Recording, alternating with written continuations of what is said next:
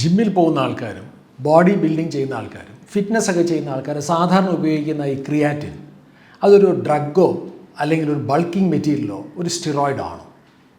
അതുപോലെ സാധാരണ ചോദിക്കുന്ന ഒരു ചോദ്യമാണ്, സ്ഥിരമായി ക്രിയാറ്റിൻ ഉപയോഗിച്ചാൽ നമ്മുടെ കിഡ്നിയുടെ ഫങ്ഷൻസിൻ്റെ ഒരു മാർക്കറുണ്ട് ക്രിയാറ്റിനിൻ ലെവൽസ്. ഈ ക്രിയാറ്റിനിൻ ലെവൽസ് സ്ഥിരമായി ക്രിയാറ്റിൻ ഉപയോഗിച്ചാൽ കൂടുമോ? സാധാരണ ക്രിയാറ്റിൻ ഉപയോഗിക്കുന്ന സമയത്ത് പേശികൾക്കുണ്ടാകുന്ന വലിപ്പത്തിൻ്റെ പ്രധാനപ്പെട്ട കാരണം പേശികളിലോട്ട് കൂടുതൽ ഹൈഡ്രേഷൻ അല്ലെങ്കിൽ വെള്ളം കയറുന്നതുകൊണ്ടാണ്. അപ്പോൾ പിന്നെ ക്രിയാറ്റിൻ ഉപയോഗിച്ചിട്ട് എന്താ കാര്യം? ഇതിനേക്കാൾ കൂടുതൽ സംശയം ഉണ്ടാകുന്ന മറ്റൊരു ചോദ്യം, ഈ ക്രിയാറ്റിൻ ഉപയോഗിച്ചാൽ ഹെയർ ഫോളും ബോൾനെസ്സും കഷണ്ടിയും ഉണ്ടാകുന്നത് അതിനൊരു സൈഡ് ഇഫക്റ്റ് ആണ് തുടങ്ങിയിട്ടുള്ള ക്രിയാറ്റിനെക്കുറിച്ച് ക്രിയാറ്റിൻ സപ്ലിമെൻറ്റിനെ കുറിച്ചിട്ടുള്ള വളരെ കൺഫ്യൂസിംഗ് ആയിട്ടുള്ള ഒത്തിരി കാര്യങ്ങൾ നമ്മുടെ മാർക്കറ്റിലുണ്ട്. നമ്മുടെ ശരീരത്തിലെ പേശികളുടെ സ്ട്രെങ്ത്ത്, പേശികളുടെ വലിപ്പം, നമ്മളുടെ ഫിറ്റ്നസ്സിലും ഫിസിക്കൽ ആക്ടിവിറ്റിയിലും നമ്മളുടെ എൻഡുറൻസ്, അതുപോലെ പേശികൾക്ക് വേണ്ട റിക്കവറി, ഇതിനെല്ലാം കോൺട്രിബ്യൂട്ട് ചെയ്യുന്ന ശരീരത്തിൽ സ്വാഭാവികമായിട്ട് കാണുന്ന ഒരു കോമ്പൗണ്ടാണ് ക്രിയാറ്റിൻ.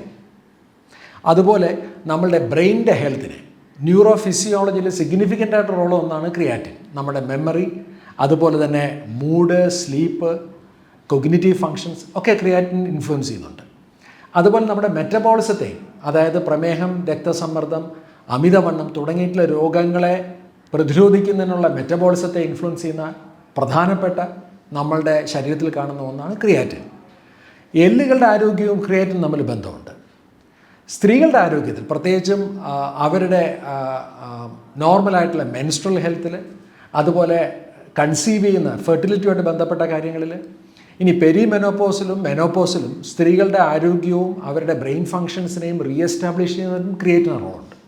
ഇത്രമാത്രം പ്രാധാന്യമുള്ള ക്രിയാറ്റിനെ കുറിച്ചിട്ട്, അതിൻ്റെ ബേസിക് ആയിട്ടുള്ള സയൻസ്, അതെങ്ങനെ വർക്ക് ചെയ്യുന്നു, നമുക്കതെങ്ങനെ ഉപയോഗിക്കാൻ സാധിക്കും തുടങ്ങിയിട്ടുള്ള കാര്യങ്ങളാണ് ഇന്ന് നമ്മൾ ഈ വീഡിയോയിൽ ഡിസ്കസ് ചെയ്യുന്നത്.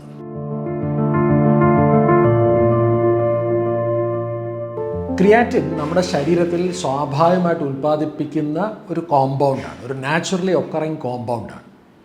പക്ഷേ ശരിയാണ്, ക്രിയാറ്റിൻ ഇന്ന് വളരെയധികം ഉപയോഗിക്കുന്ന ഒരു സപ്ലിമെൻറ്റും കൂടിയാണ്. എനിക്ക് തോന്നുന്നു ഒരുപക്ഷെ ലോകത്ത് ഏറ്റവും കൂടുതൽ പഠനവിധേയമാക്കിയിട്ടുള്ളതും വളരെ സുരക്ഷിതവുമായിട്ടുള്ള സപ്ലിമെൻറ്റുകൾ ഒന്ന് തന്നെയാണ് ക്രിയാറ്റിൻ. നമ്മുടെ ശരീരത്തിൽ ക്രിയാറ്റിൻ സാധാരണ ഏറ്റവും കൂടുതൽ കാണുന്നത് സ്കെലിറ്റൽ മസിൽസാണ്, അസ്ഥികളോട് ചേർന്ന പേശികളാണ്. നമ്മുടെ എല്ലാവരുടെയും ശരീരം എല്ലാ ദിവസവും ക്രിയാറ്റിൻ ഉൽപ്പാദിപ്പിക്കുന്നുണ്ട്. ക്രിയാറ്റിൻ്റെ ഉൽപ്പാദനം പ്രധാനമായിട്ട് നടക്കുന്നത് നമ്മുടെ ലിവറിലും കിഡ്നിയിലും പാൻക്രിയാസിലുമാണ്. ക്രിയാറ്റിൻ അടങ്ങുന്ന ഭക്ഷണങ്ങളും നമ്മളുടെ ശരീരത്തിൽ ക്രിയാറ്റിൻ സംഭാവന ചെയ്യുന്നുണ്ട്. ഉദാഹരണത്തിന് റെഡ് മീറ്റ്, അതുപോലെ ചിക്കൻ, അതുപോലെ തന്നെ ഫിഷ്, കുറച്ച് ഡയറി പ്രോഡക്ട്സ് ഒക്കെ തന്നെ ക്രിയാറ്റിൻ നമ്മുടെ ശരീരത്തിൽ സംഭാവന ചെയ്യുന്ന ഭക്ഷണങ്ങളുമാണ്. അതുകൊണ്ട് വെജിറ്റേറിയൻ ആയിട്ടുള്ള ആൾക്കാരുടെ ശരീരത്തിൽ ക്രിയാറ്റിൻ്റെ അളവ് താരതമ്യേന കുറവായിരിക്കും.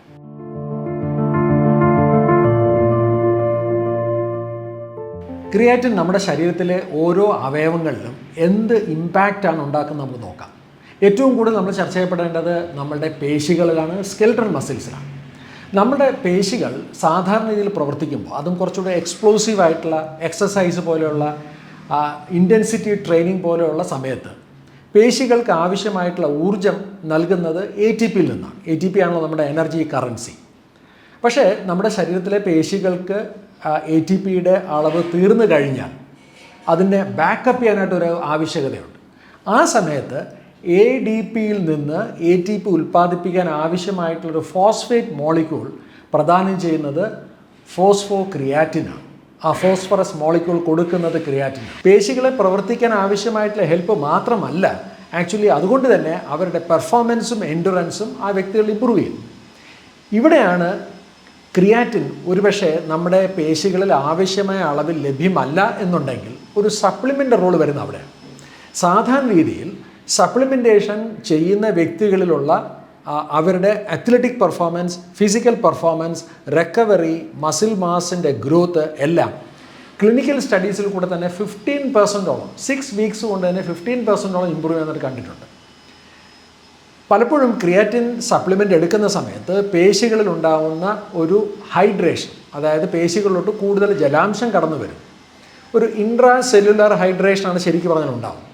ഇത്തരത്തിലുള്ള അധികമായിട്ട് വരുന്ന ജലാംശം പുതിയ മസിൽ സെൽസിനെ ട്രിഗർ ചെയ്യാൻ പറ്റുന്ന ഒരു എൻവയറമെൻ്റായിട്ട് മാറുന്നു. ഒരു അനബോളിക് ആയിട്ടുള്ള ഒരു സ്റ്റിമുലേഷൻ ഈ ക്രിയാറ്റിൻ ഉണ്ടാക്കുന്നു.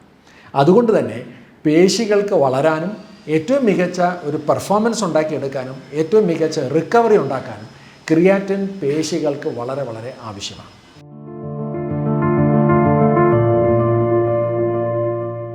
പേശികളിൽ ഇത്രമാത്രം സ്വാധീനം ക്രിയാറ്റിൻ നൽകാൻ സാധിക്കുമെങ്കിൽ പേശികളിൽ കൂടെ നമുക്ക് ഇൻഫ്ലുവൻസ് ചെയ്യാൻ സാധിക്കുന്ന മറ്റൊന്നാണ് നമ്മളുടെ മെറ്റബോളിസം, പ്രത്യേകിച്ചും ഗ്ലൂക്കോസിൻ്റെ മെറ്റബോളിസം. എല്ലാവർക്കും അറിയാം ഗ്ലൂക്കോസ് മെറ്റബോളിസം ഉണ്ടാകുന്ന പ്രശ്നങ്ങൾ അല്ലെങ്കിൽ അത് ഡിസ്ഫങ്ഷനാകുമ്പോൾ ഉണ്ടാകുന്ന വിഷയങ്ങൾ ഡയബറ്റിസ്, അതുപോലെ അമിതവണ്ണം തുടങ്ങിയിട്ടുള്ള മെറ്റബോളിക് ഫാക്ടേഴ്സിന് ഇൻഫ്ലുവൻസ് ചെയ്യാൻ ക്രിയാറ്റിന് എങ്ങനെ സാധിക്കുന്നു? ജനറലായിട്ട് നമ്മൾ നേരത്തെ പറഞ്ഞ പോലെ മസിൽ ഗ്രോത്ത് കൂടുന്നു, muscles can improve your metabolism. Insulin റെസിസ്റ്റൻസിനെയും നമ്മുടെ പേശികളുടെ ഉള്ളിലോട്ട് ഗ്ലൂക്കോസിന് എടുക്കാൻ പറ്റുന്ന നമ്മുടെ കഴിവിനെയും അത് വർദ്ധിപ്പിക്കുന്നു. ഇപ്പോൾ സ്പെസിഫിക് ആയിട്ട് പറഞ്ഞാൽ ഒരുപക്ഷെ ഒരു ഡയബറ്റീസോ വർഷങ്ങളായിട്ടുള്ള ഒരാളെ സംബന്ധിച്ച് അവരുടെ പേശികൾ വളർത്തിയെടുക്കേണ്ടത് അവരുടെ മെറ്റബോളിസം സ്ട്രെങ്തൻ ചെയ്യാൻ ആവശ്യമാണ്. പലപ്പോഴും ആവശ്യമായിട്ടുള്ള ഭക്ഷണ ക്രമീകരണം ചെയ്താലും വ്യായാമം ചെയ്താലും പല ആൾക്കാരും അവരുടെ പേശികളിൽ ഒരു സിഗ്നിഫിക്കൻ്റ് ആയിട്ടുള്ള ഗ്രോത്ത് ഉണ്ടാക്കുന്നതിനായിട്ട് പലപ്പോഴും ബുദ്ധിമുട്ട് അനുഭവിക്കാറുണ്ട്. ആ സന്ദർഭങ്ങളിൽ ഞങ്ങളുടെ ഹാർമണിയിൽ വരുന്ന പല ക്ലയൻസിനും അവരുടെ ശരിയായിട്ടുള്ള ഭക്ഷണ രീതികളോടൊപ്പം കൃത്യമായിട്ടുള്ള റെസിസ്റ്റൻസ് ട്രെയിനിങ്ങിനോടൊപ്പം ഒരു ക്രിയാറ്റിൻ്റെ സപ്ലിമെൻറ്റേഷൻ സിഗ്നിഫിക്കൻ്റ് ഡിഫറൻസ് അവരുടെ ഗ്ലൂക്കോസ് മെറ്റബോളിസത്തിൽ ഡയബറ്റിസ് റിവേഴ്സലിൽ ഇഫക്റ്റീവായിട്ട് ഞങ്ങൾ കാണാറുണ്ട്.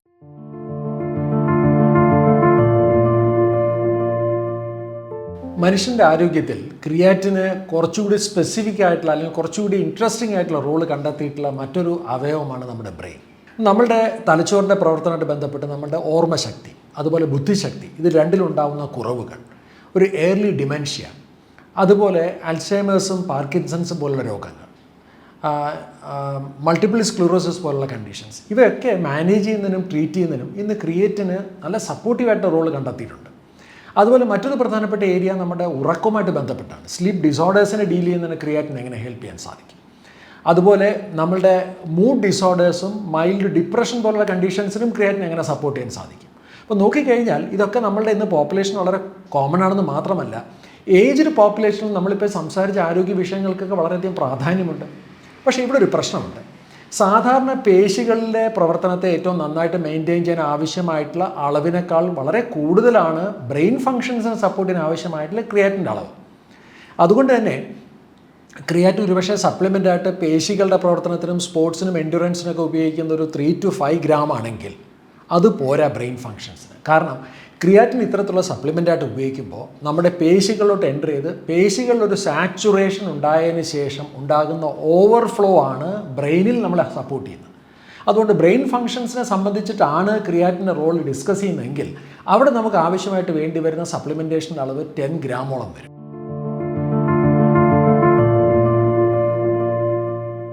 ക്രിയാറ്റിന് സുപ്രധാനമായിട്ടുള്ളൊരു ഹെൽത്ത് കോൺട്രിബ്യൂഷൻ ചെയ്യാൻ പറ്റുന്ന മറ്റൊന്നാണ് സ്ത്രീകളുടെ ആരോഗ്യം.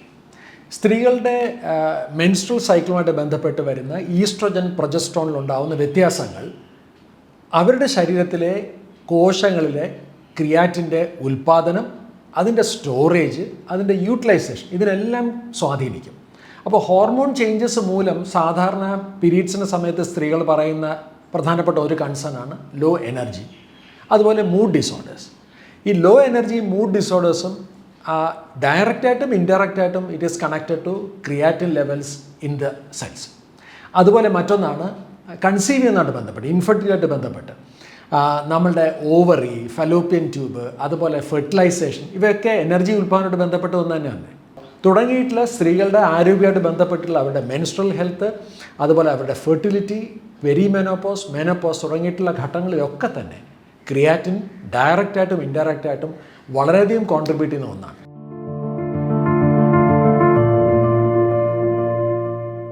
എക്സസൈസിലും ബോഡി ബിൽഡിങ്ങിലൊക്കെ വളരെ ഫോക്കസ്ഡ് ആയിട്ടുള്ള പുരുഷന്മാരെ സംബന്ധിച്ചാണെങ്കിൽ പലപ്പോഴും നമ്മൾ ഇടുന്ന എഫേർട്ടിനനുസരിച്ചിട്ടൊരു പേശികളുടെ വളർച്ച, മസിൽ ഗ്രോത്ത് കാണാതെ പോകാറുണ്ട്. നമ്മൾ പലപ്പോഴും ഇതിനെ വിളിക്കുന്നത് അനബോളിക് റെസിസ്റ്റൻസ് ആണ്. ഇതിൻ്റെ പ്രധാനപ്പെട്ട കാരണങ്ങളൊന്ന് ആവശ്യത്തിന് ടെസ്റ്റോസ്റ്ററോൺ ഉണ്ടാകാത്തതാണ്. സഫീഷ്യൻ്റ് ആയിട്ടുള്ള ക്രിയാറ്റിൻ ലെവൽസ് നമ്മൾ കഴിക്കുന്ന ഭക്ഷണത്തിലും അതുപോലെ നമ്മൾ കഴിക്കുന്ന സപ്ലിമെൻറ്റിൽ കൂടി സഫീഷ്യൻ്റ് ആയിട്ടുള്ള ക്രിയാറ്റിൻ ലെവൽസ് നമ്മളുടെ ടെസ്റ്റോസ്റ്ററോൺ റെസ്പോൺസ്, എസ്പെഷ്യലി നമ്മളുടെ മസിൽ സ്ട്രെങ്തനിങ് എക്സസൈസ് ചെയ്യുമ്പോൾ ശരീരത്തിലെ ടെസ്റ്റോസ്റ്ററോണിൻ്റെ അളവിനെ വർദ്ധിപ്പിക്കാനായിട്ട് ക്രിയാറ്റിൻ ഹെൽപ്പ് ചെയ്യാറുണ്ട്. അതുപോലെ പേശികളുടെ വളർച്ചയെ ഇൻഹിബിറ്റ് ചെയ്യുന്ന മയോസ്റ്റാറ്റിൻസിൻ്റെ അളവ് കുറയ്ക്കുന്നതിനും ക്രിയാറ്റിൻ ഹെൽപ്പ് ചെയ്യാറുണ്ട്. അതായത് ഒരു ഫോക്കസ്ഡ് ആയിട്ടുള്ളൊരു എക്സസൈസ് ചെയ്യുന്ന ഒരു വ്യക്തിയെ സംബന്ധിച്ചാണെങ്കിൽ ഇന്നൊരു പക്ഷേ ക്രിയാറ്റിൻ്റെ സപ്ലിമെൻറ്റേഷൻ ഒരു അവഗണിക്കാൻ പറ്റാത്ത ഒന്നായിട്ട് മാറിയിട്ടുണ്ട്.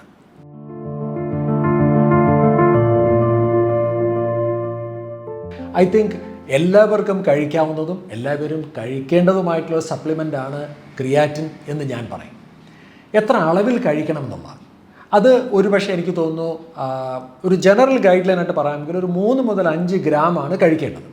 പക്ഷേ നിങ്ങൾ ഏത് ഓർഗനെയാണ് ടാർഗറ്റ് ചെയ്യുന്നതും ഡോസിനെ സംബന്ധിച്ച് ഇമ്പോർട്ടൻ്റ് ആണ്. ഒരുപക്ഷെ ഒരു ജനറൽ ആയിട്ടുള്ളൊരു എക്സസൈസ് എൻഡുറൻസിനും സ്ട്രെങ്തിനും മസിൽ ബിൽഡിങ്ങിനും സ്പോർട്സിനും ഗെയിംസിനും ഉള്ളൊരു ബെറ്റർ അഡാപ്റ്റബിലിറ്റിക്കാണെങ്കിൽ 3 to 5 ഗ്രാം ഈസ് ഇനഫ്. പക്ഷേ കുറച്ചുകൂടി സ്പെസിഫിക് ആയിട്ട് നിങ്ങളുടെ ഹോർമോൺ ഹെൽത്തിനെയും ബ്രെയിൻ ഫങ്ഷൻസിനെയും ഒക്കെയാണ് നിങ്ങൾ ടാർഗറ്റ് ചെയ്യുന്നതെങ്കിൽ, നിങ്ങളുടെ മെൻ്റൽ ഹെൽത്ത് അതുപോലെ മൂഡ് ഇതിനെയൊക്കെയാണ് ടാർഗറ്റ് ചെയ്യുന്നതെങ്കിൽ 5 ഗ്രാം ആവശ്യമായി വരില്ല. മേ ബി 10 ഗ്രാം ആണ് ഏറ്റവും ഐഡിയൽ ആയിട്ടുള്ള ഡോസേജ്.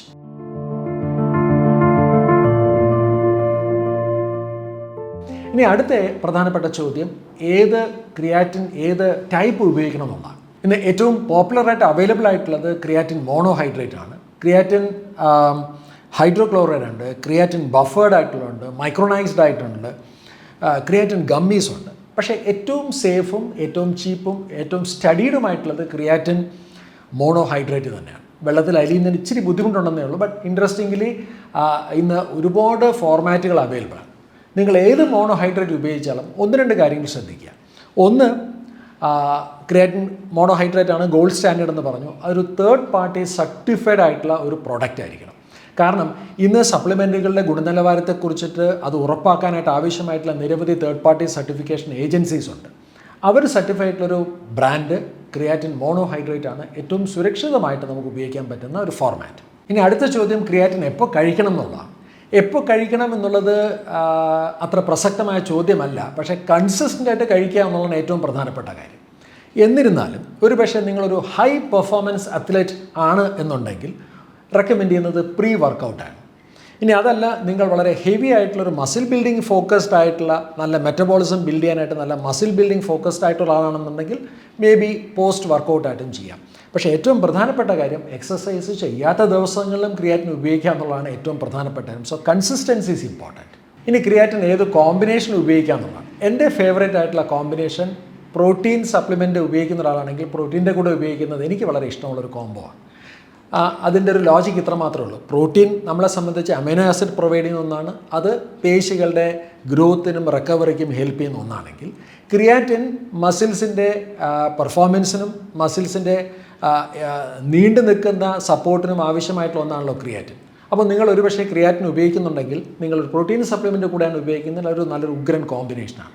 ഇനി അതല്ല എന്നുണ്ടെങ്കിൽ ഇലക്ട്രോലൈറ്റ്സിൻ്റെ കൂടെ നിങ്ങൾക്ക് ഉപയോഗിക്കാനും സാധിക്കും. പക്ഷേ ക്രിയാറ്റിൻ ഉപയോഗിക്കുമ്പോൾ ശ്രദ്ധിക്കേണ്ട ഒരു പ്രധാനപ്പെട്ട കാര്യം, ക്രിയാറ്റിൻ്റെ ഫുൾ ഇഫക്റ്റ് കിട്ടണമെന്നുണ്ടെങ്കിൽ നമ്മൾ സാധാരണ കഴിക്കുന്ന വെള്ളത്തിനേക്കാൾ കുറച്ചുകൂടി കൂടുതൽ ഹൈഡ്രേഷൻ, കൂടുതൽ വെള്ളം കുടിക്കേണ്ട ആവശ്യം. മേ ബി ഒരു 1/2 ലിറ്ററെങ്കിലും വെള്ളം എക്സ്ട്രാ ആയിട്ട് നമ്മൾ ക്രിയാറ്റിൻ ഉപയോഗിക്കുന്ന ആൾ ഉപയോഗിക്കുന്നത് വളരെ ആവശ്യമാണ്.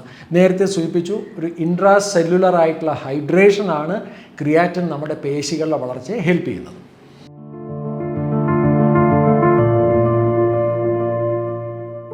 ഇനി മറ്റൊരു ചോദ്യം, ആരൊക്കെ ക്രിയാറ്റിൻ ഉപയോഗിക്കാൻ പാടില്ല എന്നുള്ളതാണ്. ക്രിയാറ്റിൻ ഉപയോഗിക്കാൻ പാടില്ലാത്തൊരു വിഭാഗം ഇല്ല എന്ന് തന്നെ പറയാം.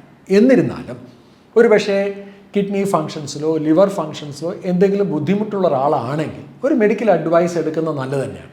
ഈവൻ ദോ കിഡ്നി ഫങ്ഷൻസിനും ലിവർ ഫങ്ഷൻസിനും ക്രിയാറ്റിൻ സേഫ് ആണ് എന്ന് കണ്ടെത്തിയിട്ടുണ്ടെങ്കിൽ പോലും മറ്റൊരു റെസ്ട്രിക്റ്റഡ് ഗ്രൂപ്പ് പ്രഗ്നൻ്റ് ആയിട്ടുള്ളവരും ഫീഡിങ് ആയിട്ടുള്ള ആൾക്കാരാണ്.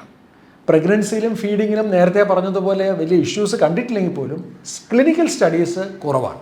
സാധാരണ ആൾക്കാർക്കുണ്ടാകുന്ന മറ്റൊരു കൺഫ്യൂഷൻ ഈ ക്രിയാറ്റിനും തമ്മിലുള്ള ബന്ധമാണ്. മറ്റത് ക്രിയാറ്റിനിനാണ്. ക്രിയാറ്റിനിൻ എന്ന് പറഞ്ഞാൽ നമ്മളുടെ കിഡ്നി ഫങ്ഷൻസിൻ്റെ ഒരു മാർക്കറാണ്. ക്ലിനിക്കൽ സ്റ്റഡീസിലൊന്നും തന്നെ ക്രിയാറ്റിൻ കഴിക്കുന്ന ആൾക്കാരിൽ ക്രിയാറ്റിനിൻ്റെ അളവ് കൂടണമെന്ന് നിർബന്ധമില്ല. പക്ഷേ ഞാൻ നേരത്തെ പറഞ്ഞതുപോലെ റീനൽ ഫങ്ഷൻസ് അഫക്റ്റഡ് ആണ് എന്നുണ്ടെങ്കിൽ മെഡിക്കൽ അഡ്വൈസ് ഇവിടെ നിർബന്ധമാണ്. ക്രിയാറ്റിൻ വളരെയധികം കേട്ട് പഴകിയ ഒരു വിഷയമാണ്. എന്നിരുന്നാൽ പോലും ഒരുപക്ഷെ ഇത്രമാത്രം വൈവിധ്യമാർന്ന ഒരു ഇഫക്റ്റ് ക്രിയാറ്റിൻ നമ്മുടെ ഹെൽത്തിലുണ്ട് എന്ന് മനസ്സിലാക്കാനായിട്ട് ഒരുപക്ഷെ എനിക്ക് തോന്നുന്നു ഈ വീഡിയോ നിങ്ങളെ സഹായിച്ചിട്ടുണ്ടാകും എന്ന് ഞാൻ കരുതുന്നു.